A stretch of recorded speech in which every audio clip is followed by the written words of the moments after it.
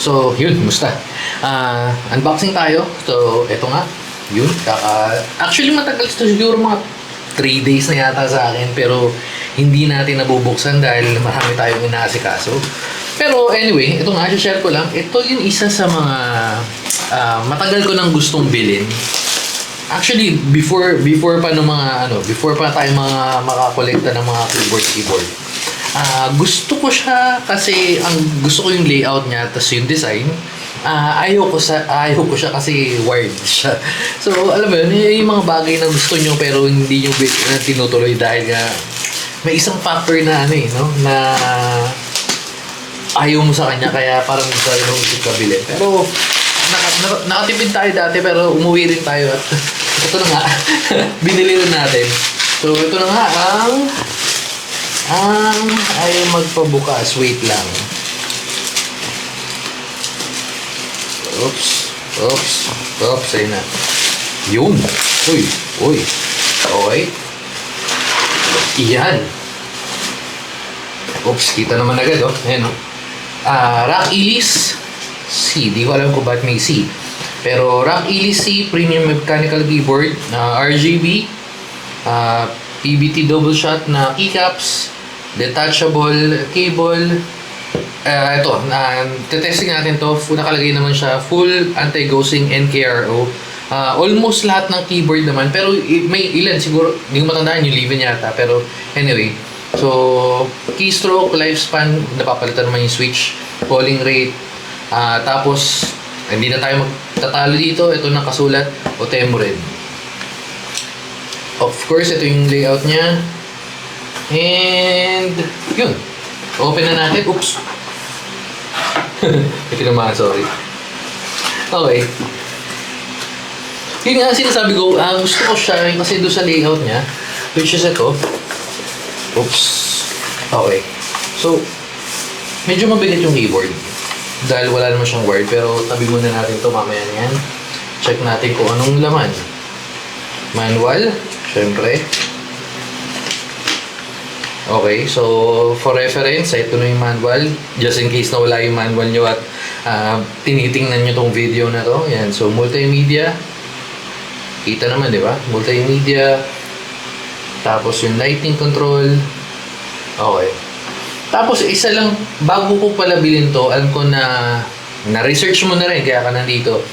Pag naka-TKL mode, hindi gumagana yung numpad. Pag naka-numpad, hindi gumagana yung TKL mode, which is yung 10 keyless mode. So, testing natin yun. Pero dahil na-testing naman ng iba, sabi nila hindi. Pero still, testing natin dahil syempre, nasa atin yung keyboard. Okay, so maganda tong keyboard, maganda tong niya, yung cable niya, braided. USB-A to USB Type-C. Tapos, syempre, pantanggal ng keycaps at extra switch. Otemored. Okay, so tabi natin to. Punta na tayo dito sa keyboard. Yun. Sorry, tinabi ko lang. Okay, so ito nga, yung keyboard niya, out of the box, yung wait. Okay naman, medyo bago yung itsura niya kung i-compare ko sa sa Rock Lamang. Yung Rock Lamang kasi medyo luma talaga yung dati niyan. Although ito, hindi ko masyado trip yung pagkaka-print or yun sa keycaps. Pero okay lang. Hindi siya pangit, hindi siya nandun sa range ng pangit siya, hindi rin siya ganun sa ganda. So ano lang siya, sakto lang. Tapos matigas. Ay, malambot. Narinig nyo? Malambot yung plastic niya. Malambot yung niya, yung case sa gilid. Pero, sturdy naman siya. So, hindi naman siya ganun na bibigay. So, sa likod, meron siya. Uy, ano to?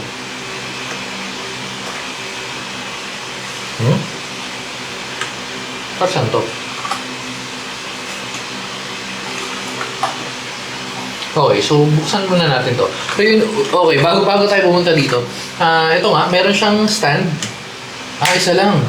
Okay, so isang base, mayroon siyang i-stand na pang isang layer na tataas. Parang lambot. Magnet pala. Okay, so magnet. Wait, ito, yun. Okay. Parang magnet lang siya eh. Yun o. Ay, magnet ba? Oo, magnet. Oo nga, magnet. Okay, so medyo may damage yung keyboard natin. Damage or dumi? Dumi. Okay, wait lang. Try natin linisin.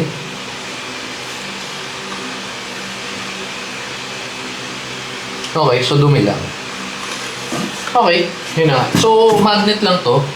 Pwede mo siyang i-set up ng ganyan kung trip mo or kung hindi naman, syempre lagay mo to. Okay, so balik tayo dito sa likod. Isang layer yung stand. Ito yung pangtanggal ng keycaps na hindi natin matanggal. Wait lang, kailangan natin ng suporta ng ito, yung pantanggal natin. Oops. Okay. So, itong kunin natin. Extra keycaps yata to. Okay, extra keycaps nga. Kung balak mo magpalit ng kung ano man dito, kasi rap eh. So, malamang papalitan mo dito yung Win or yung FN. Pero hindi, steady na natin yun dyan. Dito natin papalitan yun. Oops.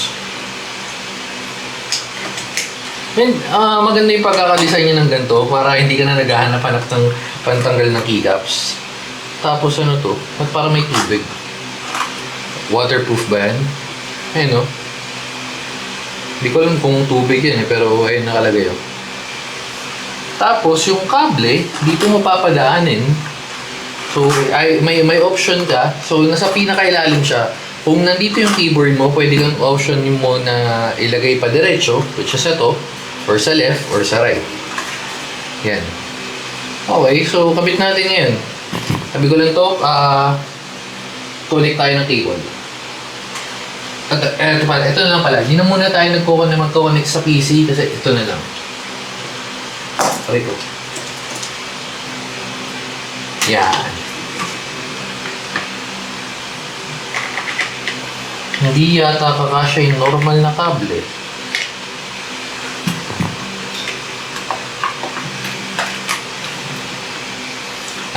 Again, kable ng ng ROG, medyo makapal. Pero parang parehas mo sa ano eh. Wait. Ito, parang parehas lang yun. So, testing natin ulit.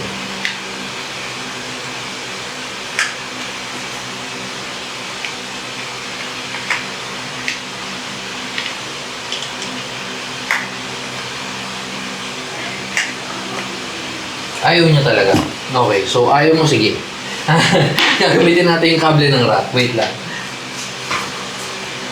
Pero hindi, no, manipis lang din eh. Ayaw mo.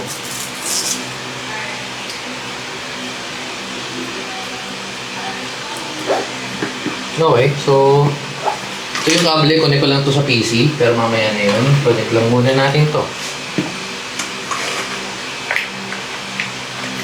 Okay, kasi ito, pa square or pa rectangle. Kasi dahil yung dito sa butas, ayun o. Kita nyo ba? Ayan, ito yung butas o. Okay, so connect natin. Bago yun pala, syempre, buksan natin.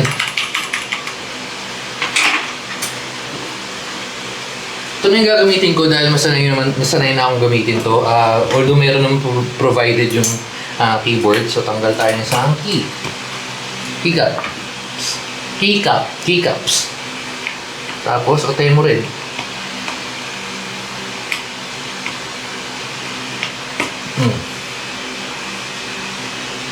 Okay, so silipin lang natin yung gilid. Parang open eh, oh. Kita nyo ba? Ayun, so tagos siya dun sa ibang keys. Ayun, oh. Okay. Siyempre, yung otay mo na keycaps, switch, sorry. Balik natin. Ano lang to? 3 pins? Wala eh. 3 pins lang to. Tingnan nyo. Wala to. Parang hindi siya... dito. Walang spot yun, no? Hindi ko ma-confirm pero feeling ko 3 pins lang siya. Hindi siya compatible sa 5 pins. Okay. Balik na natin to. Mamaya tayo mag-sound test. Connect ko lang to sa keyboard. Teka. Okay. Wait, parang may... Teka. Parang may nag-magnet eh. Okay, so nag-lock lang. Okay, pinakamadali, kabit na natin yun dito sa pataas sa ganito. Yan, tapos connect ko sa PC. Wait lang. Okay, so ito na. Na-connect ko, nag-extension lang to. So kung cable na to, gumamit na tayo ng extension kasi nandun banda yung PC. But anyway, so... wait lang, record pala natin. Yung sa PC para nakita nyo. Okay, so ito na nga. Na-connect ko na, pero disclaimer lang. Uulitin ko to kasi first, namatay yung namatay yung camera. Nag-lowbat. Hindi kasi nakasaksak. Hindi ko nagamit yung basta yung pinagagamitan ko na USB charger papunta dito sa camera. So, in short, namatay. Hindi natin napansin. Salita tayo ng salita. Anyway, so much for that. So, balik na lang tayo. Ito nga, kinonect ko na. Ito yung kable. Naka-connect dun sa PC. So, yung disclaimer lang kasi medyo nahirapan ako kanina na mag-type kasi nandito nga yung keyboard. Tapos, walang monitor sa harap ko. Yung monitor ko nandun sa, yan, arrow na yan. Nandun banda. So, medyo mahirap. Pero first, testing natin yung NKRO test. Okay, so open lang natin yan. Yan. Okay, so ito yung nakikita nyo, NKRO test tayo. Start keyboard test. Okay. Testing natin. Okay. Pero na-testing ko kanina parang nasa 20 plus yun. Ano, 24, 23, 24. May napipindot kasi ako kanina nagko-close eh. Pero, yan.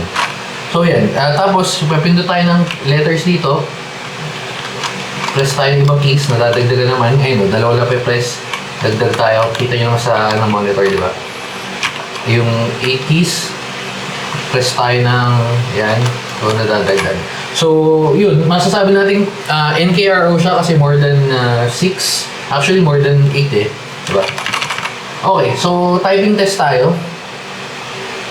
Yun, typing test tayo. Nakabox ko yung mic. Hindi ko sure kung rinig nyo to, pero anyway, typing test tayo. Again, malayo yung monitor sa akin. Medyo mahirap pag-type, pero try na rin natin. Tara, yun. Oops.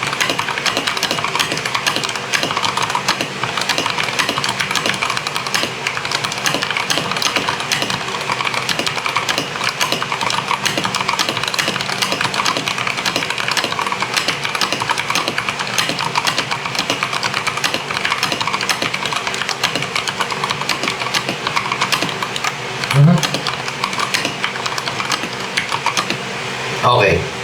Yun, medyo nahirapan na ako ng na-stiff neck na ako. Nahirapan ako mag-lumingon. Pero anyway, so ang pansinin lang ni dito is yung yung feels ng pag-typing. Balik lang tayo dito kasi napakita ko rin ito kanina na nawala nga sa recording. Ito, itong part na to, sa spacebar. Hindi ko siya masyado gusto. Although lahat naman ng keyboard na na-review natin, spacebar talaga yung medyo hirap para makakuha natin yung sound na gusto natin. Kasi, medyo di ba? Medyo pangit pakinggan. Pero yung ibang keys, yan. So, yung ibang keys okay naman eh.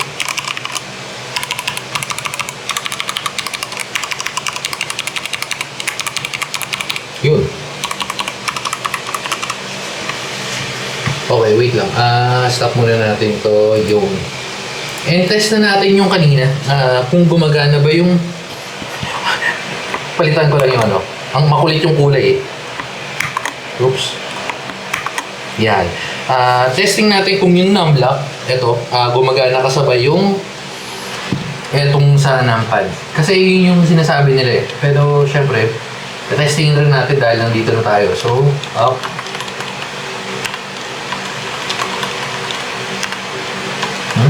Paano? Insert. Paano ba yun?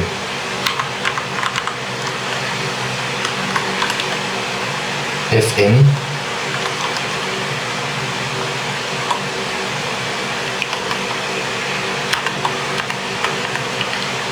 Wait lang, kunin natin to.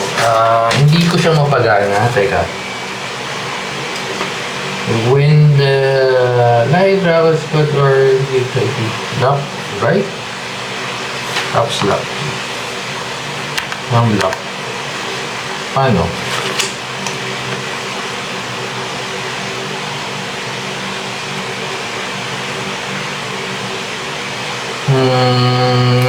nakalagay.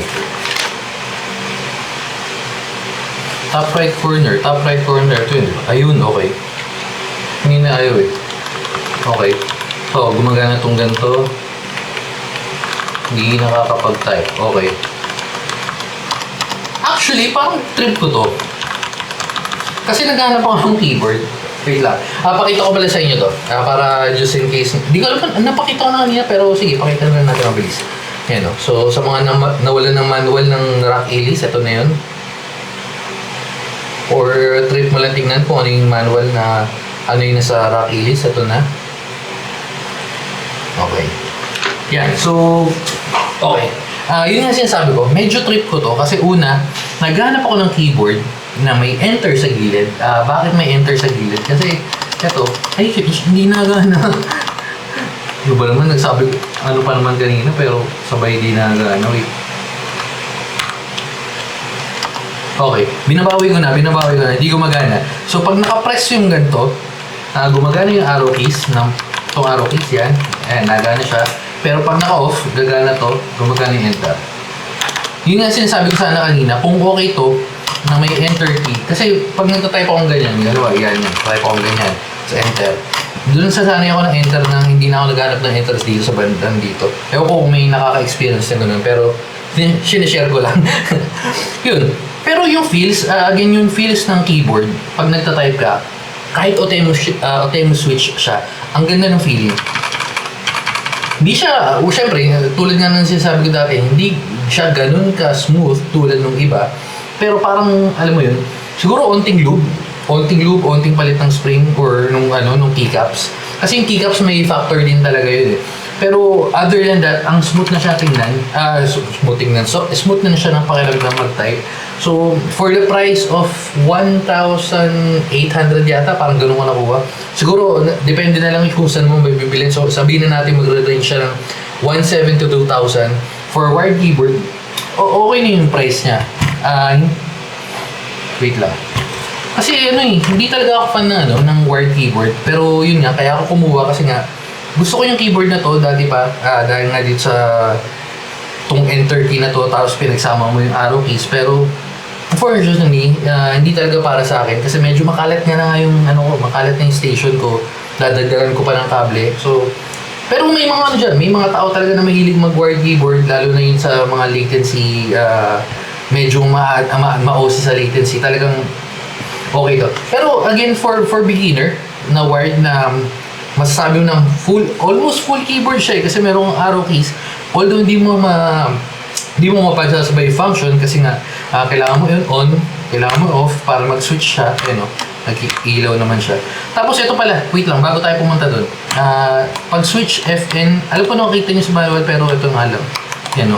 Switch. Ito yung favorite, ito pala. Ano ba yun? 9 yata yun. Oops. Hindi 9, 10. Okay. So, yung favorite off natin. Ilaw. Yan. Okay, yung favorite natin, yung ripple. Okay, ang ganda naman ng kulay niya, di ba? Oops. Okay. Okay na tayo dun. On na natin ulit. Yun nga, balik tayo dun sa sinasabi ko na for its price, okay na siya. Siguro upgrade ka ng pagka may budget, upgrade tayo ng Switch. And okay na siya for beginner. Pero kung sa mga advanced, syempre, kukuha tayo ng medyo mas mataas-taas. Lalo na yung mga naglabasan na nga yung yung Mons Geek. Tapos pwede mo rin i-compare siya. Medyo iba kasi price point nun. Pero kung nagsisimula ka, para tong sa Rock Alice na to, kung i-compare ko doon sa iba, okay to. Although, yun nga, para sa akin, hindi ko siguro siya masyado magagamit kasi nga, kakain siya ng space dahil sa wired. Pero kung di ka katulad ko na okay lang sa yung wired na may nakakali sa station, pwede mong gamitin ito or magagamit mo itong keyboard na to. Okay, so yun lang. Tapos yun pala, alam ko na testing ko kanina pero di ko sure kung na-record. Pero yung FN and then yung function keys nito, kahit wala dito, wait, ito. Kasi nakalagay dito yung hindi supported yung map. Just in case may magtatanong, pero ilagay na lang natin. Ay nakalagay kasi yung operating system XP Vista 7, 8, tsaka 10. Siyempre 11 kasama na dyan. Pero yung map hindi listed. Gumagana yung function keys niya. Okay? So, yun lang. Siguro dito na natin tatapusin. Kung may mga tanong lang kayo, try nyo comment. Hindi naman natin to hindi pa natin ito papag-giveaway kasi patagalin mo na natin siguro mga ilang buwan. No? Okay, so yun lang. Dito na natin tatapusin. And bye-bye.